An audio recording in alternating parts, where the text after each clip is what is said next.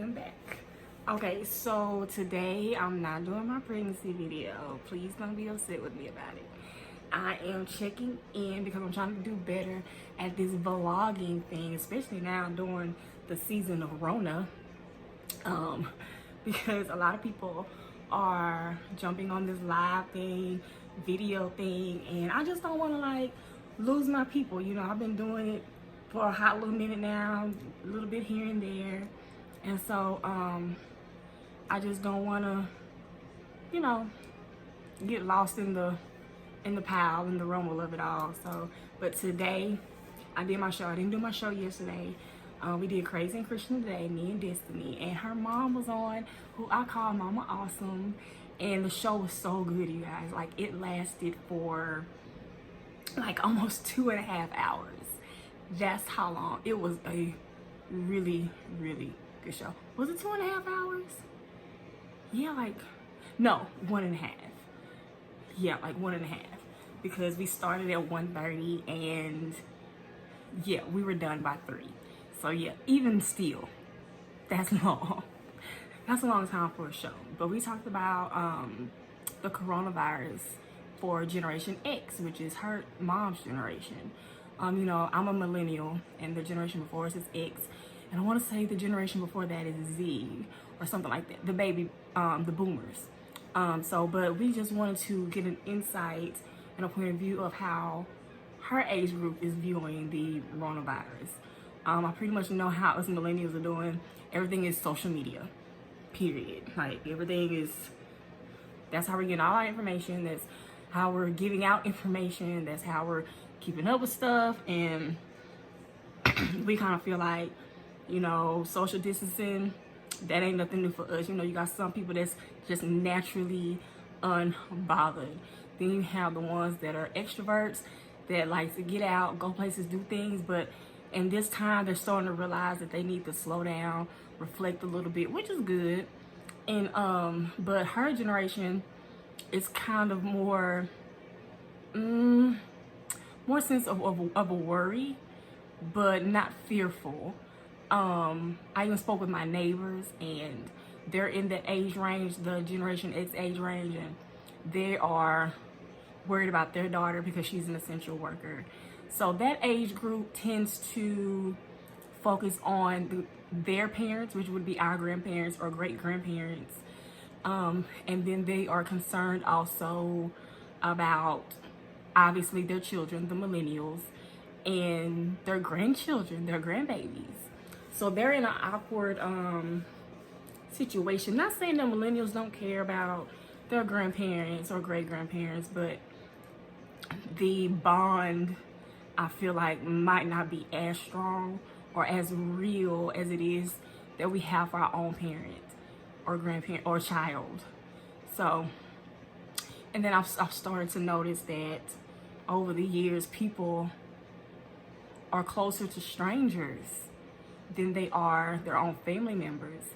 And I think that maybe this is a wake-up call for that, for the families to come back together, for the families to let things go, say I'm sorry if needed. If not, you know, hey, agree to disagree, move on, because the generation before us is already slowly leaving. Then it's us.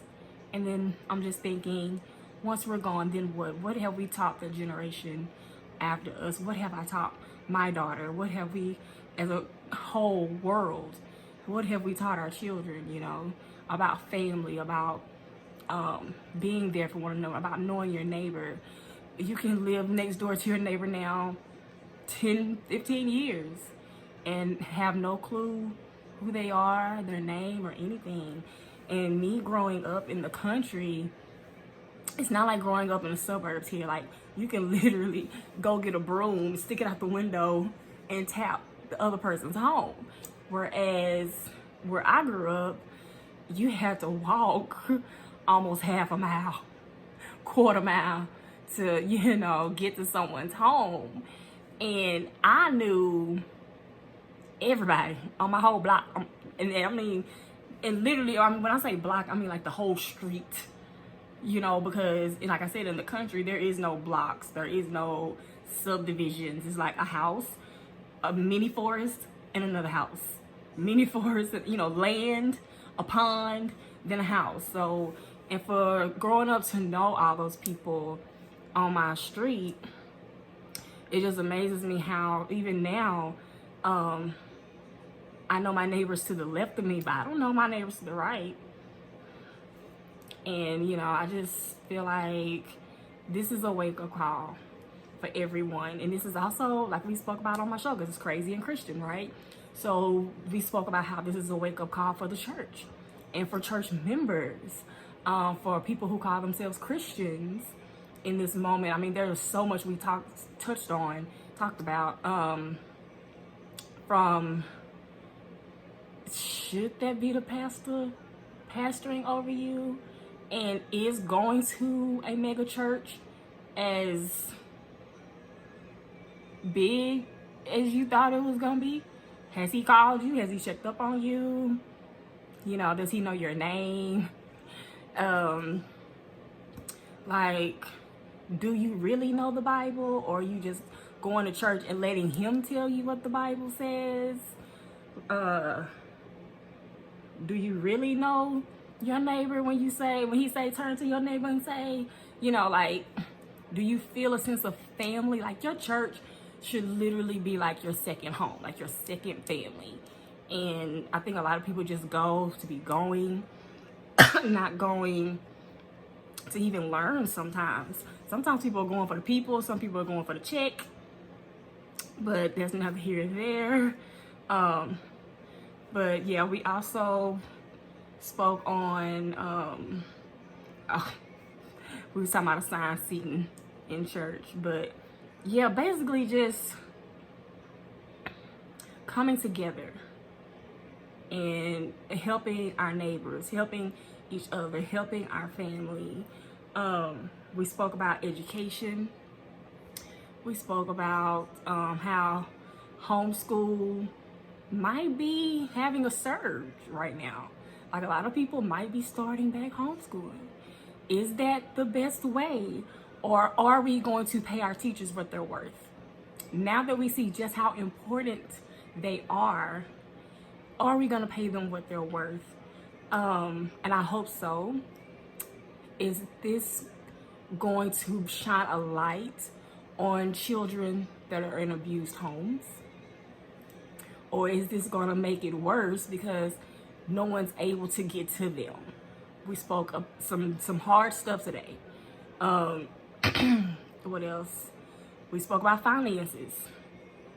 Just because the government is allowing these companies to give you a break because they understand the circumstance of you getting laid off or whatever, to not pay your bill, that doesn't mean for you to take advantage of it and still be in a bind when it's time for you to pay it. Let's be smart about our money, because if Rona wasn't here, you would still have to pay. What was you gonna do then? So please still sit it to the side. Don't just go, oh, I ain't gotta pay, so let me turn up. No. Also, on top of that, with finances, my mind is drawing a blank. The check that's supposed to be sent out. Okay. Let's be smart about that as well. That's for any emergency, or if in a dire need that you need to spend it. If you can survive a little longer without spending it, don't spend it, because you don't know what lies ahead. You don't know if they're gonna give us another check. You don't know what they're gonna do. What you want?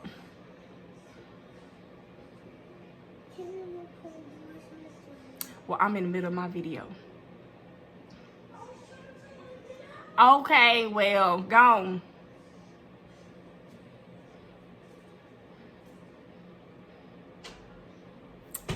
As I say, your life does not end because you have a mom life. It all the time. What else that we talked about on the show today? Basically just trying to encourage everyone, bring laughter, encourage wisdom for our people. We spoke on life insurance.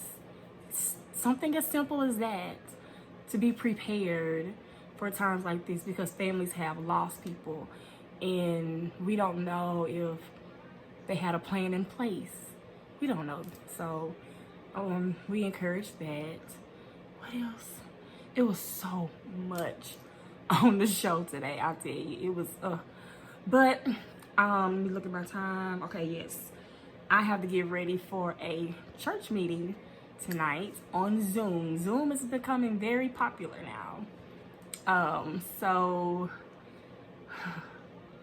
when I get done with Zoom, fix these girls something to eat, and then bedtime tomorrow, start on schoolwork. Homeschooling. It's a beautiful thing, isn't it? So I just wanted to touch bases. I'm about to pray my hubby be home tomorrow, and then we're gonna do this video thing. I don't think he wants to do it, but I keep putting the video off and kind of wearing him down, like, please do the video with me. I don't want to do it by myself, because if I start crying, I don't know what I'm gonna do.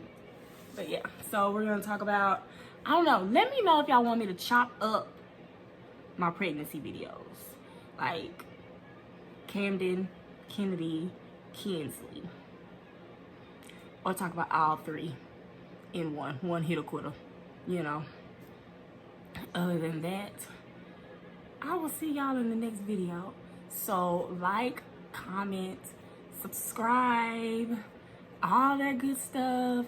You can catch me during the week on Facebook, live on either on Monday or Tuesdays during the lunch hours. I haven't gotten my time set down all the way, so, but it's usually Monday or Tuesdays at 12. What do you want? Get away.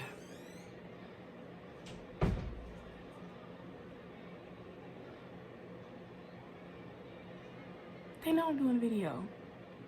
Then they gonna ask me, are you doing a video? I told them I was gonna do a video.